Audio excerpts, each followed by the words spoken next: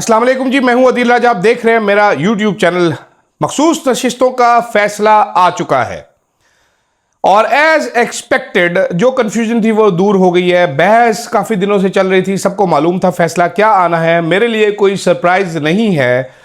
दुख ज़रूर है कि the darkest chapter of Pakistan is unfolding right before our eyes.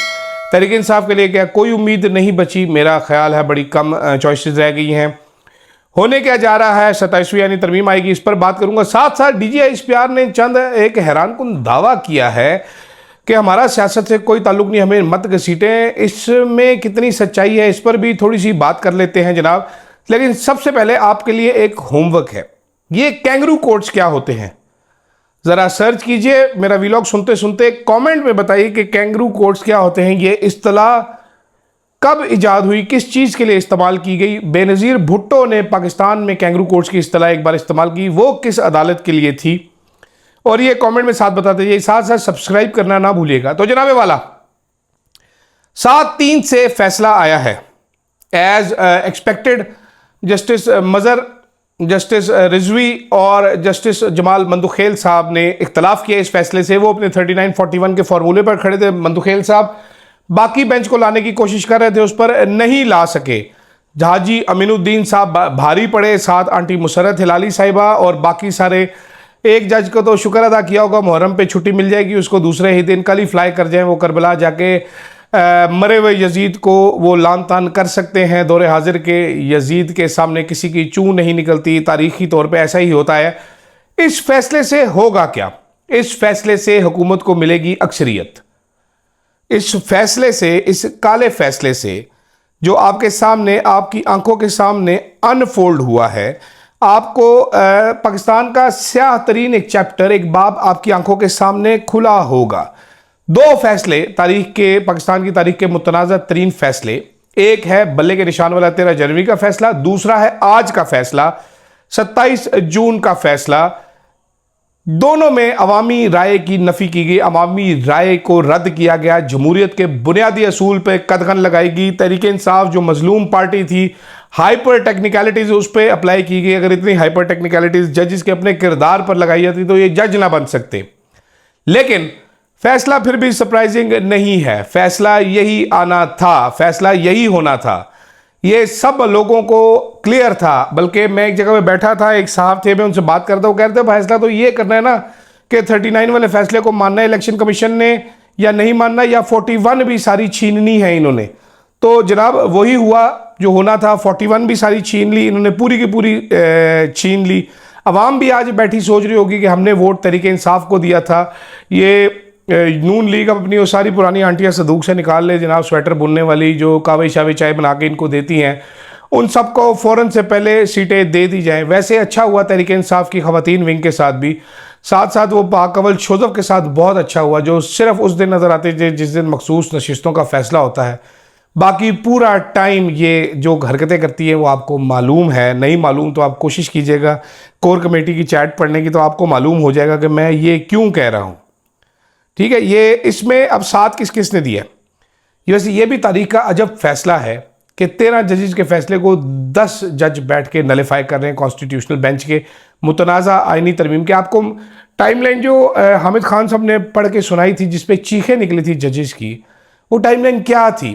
काजी ने चीफ इलेक्शन कमिश्नर के साथ मिलकर इलेक्शन चोरी किया। लियाकत चट्ठा आज तारीख में अमर हो गया, उसने साबित कर दिया कि वो उस टाइम पे सच बोल रहा था। उस दिन के बाद आज तक कोई उसको देख नहीं सका बेचारा। पता नहीं कमिश्नर चट्ठा किस हाल में होगा, कहाँ पे है, किधर उसको कैद किया गया है, लेकिन वो तारीख में अमर हो गया। काजी और सिकंदर सुल्तान राजा, वैसे सिकंदर सुल्तान राजा को खिदमात का सिला मिल गया है, उनकी अहलिया को 22वें ग्रेड में तरक्की दे दी गई है। तो कुछ न उनको मिलना था, सदर पाकिस्तान नहीं बन सके तो क्या हुआ, एक्सटेंशन ले ली, अहलिया को 22वें ग्रेड में तरक्की दे दी गई। आज के आज ही दी गई क्योंकि रिजल्ट आ रहा था।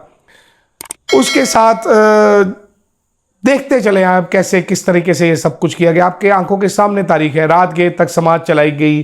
सिकंदर सुल्तान राजा का वकील मोहम्मद बशीर जो बदतमीजियां कर रहा था जजेस के साथ, मंसूर अली शाह को कैसे हटाया गया, बाकी जजेस को इस्तीफे देने पे कैसे मजबूर किया गया, एक जज की बेटी का केस चला के उसको पीछे धकेला गया, अतर में अल्लाह पे। उसके बाद आमिर फारूक साहब, सुभान अल्लाह, आज बोले हैं तो बोले भी गलत, केस की बेसिक नहीं पता उनको। उन्होंने तो वही फैसला देना था। बाकी नजफी साहब, उनको छुट्टी मिलेगी आज, अच्छी बात है, वो जाएंगे अपनी इबादत करेंगे, यजीद पे लानत भेजेंगे, ठीक है, लानत भेजनी बनती भी है यजीद पे। तो अब आपके सामने ही है, लेकिन ये सरप्राइजिंग नहीं है मेरे लिए। मैं एक्सपेक्ट कर रहा था ये फ़ैसला, और बड़े अच्छे तरीके से एक्सपेक्ट कर रहा था ये फ़ैसला। तहरीक इंसाफ का रद्द-ए-अमल आ गया है। तहरीक इंसाफ का कहना है कि हमारा वतन, जिसे कभी इस्लामी जमहूरियत पाकिस्तान कहा जाता था, आज मुकम्मल तौर पर बेआइन है। इंसाफ और रियासती इस्तबदार का नमूना बन चुका है। आज एक बार फिर अदालती बेंच के जरिए पाकिस्तानी तहरीक इंसाफ के आईनी हक पर डाका डाला गया। बिल्कुल ठीक कह रहे हैं, हम वही तहरीक इंसाफ हैं जिनका माजी में सुप्रीम कोर्ट के एक फैसले के तहत मखसूस नशिस्तों का आईनी इस्तेहकाक तस्लीम किया गया। उन्होंने वो बताया, आज एक ऐसा फैसला है जिसने न सिर्फ इंसान की रूह को, इंसाफ की रूह को कुचला है, बल्कि अवाम के वोट, नुमाइंदगी और एतमाद को भी रोंद डाला है। ये नजरसानी केस महीनों अदालतों में चलता, साबित हो ये अदालतें तहरीक इंसाफ के लिए नहीं, सिर्फ अशराफिया के लिए सहूलतकार बनी होती है। तहरीक इंसाफ को कुचलने की रियासती पॉलिसी का एक संगीन बाब है। इलेक्शन चोरी किए गए, बल्ले का निशान छीना गया, कारकुनों को अगवा किया गया, कागजात दाखिल कराने से पहले ताईद व तजवीज़ कुनिंदगान को लापता किया गया, मीडिया ब्लैकआउट किया गया और इमरान खान को 2 साल से कैद में रखा गया। अब अवामी मैंडेट को सिर्फ इसलिए रद्द किया गया कि यह मैंडेट सिर्फ इमरान खान के नाम था। आज हम खुले अल्फाज में कहते हैं, रियासत अब अवामी, आइनी या जमहूरी नहीं रही।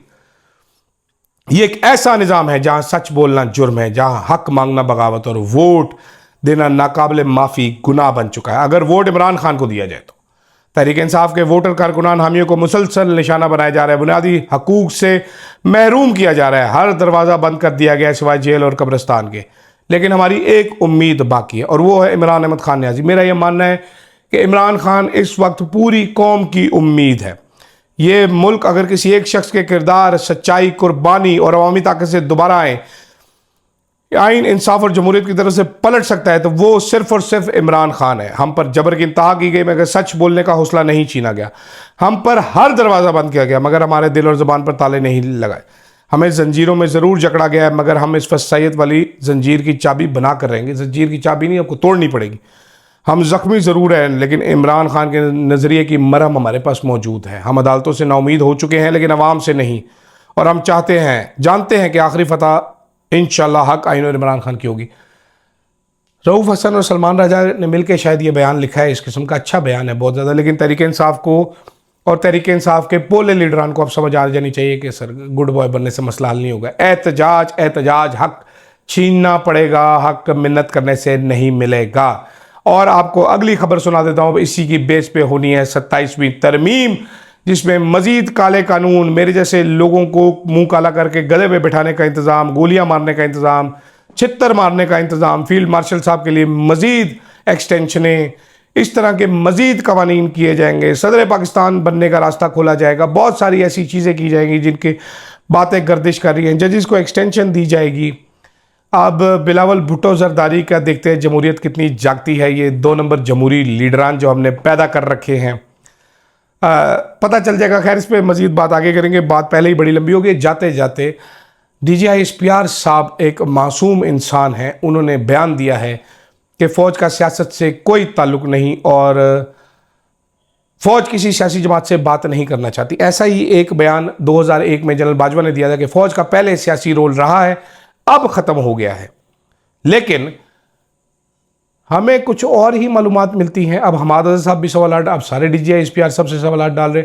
मालूम नहीं DGI SPR साहब को क्यों तहरीक इंसाफ का जिक्र करने की ज़रूरत है, इमरान खान का जिक्र करने की ज़रूरत पेश आती है। चंद दिन पहले बच्चों के सामने नाम लिए बगैर भी जिक्र करते रहे बार बार इमरान खान का, और रिक्वेस्ट करते रहे बच्चों से कि आप सोशल मीडिया मत देखें, सोशल मीडिया ने आपको ब्रेन वॉश कर दिया। नहीं सर, मेरा ख्याल है you too little too late, the propaganda is not working any more I think. लेकिन खैर, काबिले इज़्ज़त बयान है, फ़ौज का सियासत में कोई भी किरदार नहीं होना चाहिए, और जो माजी का किरदार है उस पर बाजवा साहब पे यकीनन मुकदमा चलना चाहिए, मुशर्रफ पर चलना चाहिए, कियानी पर चलना चाहिए, राहील शरीफ का अगर कोई था मुझे ज़्यादा नहीं मालूम, उन पर चलना चाहिए। इसके अलावा बाकी सब पर चलना चाहिए, क्योंकि बाजवा खुद एडमिट कर चुका है कि 47 से लेकर 2001 तक तो सियासी किरदार रहा है। बाकी मैं ज़्यादा बातें करना शुरू करूँगा तो अच्छा नहीं लगेगा लोगों को। लेकिन जो तहरीक इंसाफ के लोगों को फ़ोन किए जाते हैं, जो मीडिया वालों को फ़ोन किए जाते हैं, जो मीडिया वालों से मुलाकातें की जाती हैं, जो पॉलिसी दी जाती है फ़ौज का ये किरदार भी नहीं है। जो मीडिया वालों को कुछ प्रेस कॉन्फ्रेंसेस कट करने का कहा जाता है, जब ये कहा जाता है कि इमरान खान की तस्वीर ना दिखाएं, तो फ़ौज का ये किरदार भी नहीं है। फ़ौज पर बहुत सारे इल्ज़ामात लगते हैं, ये भी फ़ौज का बिल्कुल किरदार नहीं है। फ़ौज को ऐसे इल्ज़ामात से दूरी इख्तियार करनी चाहिए, और ख़ास तौर पे बहुत सारे ऐसे लोग हैं जो फ़ौज का नाम ले लेकर उनकी तर्जुमानी करते हैं, टीवी पर आके बताते हैं कि अब ये हो जाएगा, अब तहरीक इंसाफ पे मज़ीद सख्ती हो जाएगी। डीजीआई स्पेयर को स्ट्रिक्टली ये क्लैरिफाई करना चाहिए कि इन लोगों को टीवी पर मत लें जो ये तासुर देते हैं कि उनसे हमारा ताल्लुक़ है, वो हमारे स्पोक्स पर्सन है, वो हमारे बिहाफ पे ख़बरें दे रहे हैं। बिल्कुल इन सारी चीज़ों को पीछे करना चाहिए, ख़त्म करना चाहिए, और तलबा को किसी भी टॉक में तासुर नहीं देना चाहिए कि पाकिस्तान में सब कुछ फ़ौज ही कर रही है। ये सियासतदानों के जो करने के काम है उनको करने दिया जाए। जो आप पर इल्ज़ामात लगते हैं उनसे दूरी इख्तियार करें। बिल्कुल फ़ौज का ये काम नहीं है, डीजीआई स्पेयर ने सही कहा, लेकिन फ़ौज का ये काम भी नहीं है कि मरीम नवाज़ को, जैसे कि हमाद अज़हर कह रहे हैं, जितवाएँ, या नवाज़ शरीफ को जितवाएँ, या आरओ चेंज करवाएँ, या फिर बात फिर लंबी हो जाएगी। थोड़ी बात करनी चाहिए, ज़्यादा बात करेंगे तो हम खुद चंडे खाएंगे। ये फ़ैसले दिलवाना भी काम नहीं। मुझे बहुत सारी बातें पता है, रहने दें सर, बट गुड लक। और पाकिस्तानी कौम को नया मुबारक हो। ये अंधा कानून, जाते जाते आपको एक और चीज़ बताता जाऊं ज़रा इंटरेस्टिंग कि ये कानून कितना एक अंधा है। खैबर पख्तूनख्वा में नून लीग के 3 MNA, अदालती फैसले के बाद नून लीग को 5 कौमी असम्बली में ख़वातीन की नशस्तें मिलेंगी। JUF के 2 MNA ने 3, पीपल्स पार्टी का 1 MNA, इन्हें भी 2 एक्स्ट्रा मिल जाएंगी। ये है हमारा आज का फैसला, अंधा फैसला। जस्टिस मुनीर बेचारा चैन से बांसुरी बजा रहा होगा आज बैठ के, काजी की तरफ देख रहा होगा, हंस रहा होगा, कहता है ये मेरा लेप पालक और ये इसके मिनियंस, क्या अच्छी बात है, लोग मुझे भूल गए, अगले 70 साल इनको गालियाँ निकालेंगे। क्या किस्मत पाई है मुनीर ने। फ़िलहाल के लिए इतना ही, इजाज़त दीजिएगा। अल्लाह हाफ़िज़।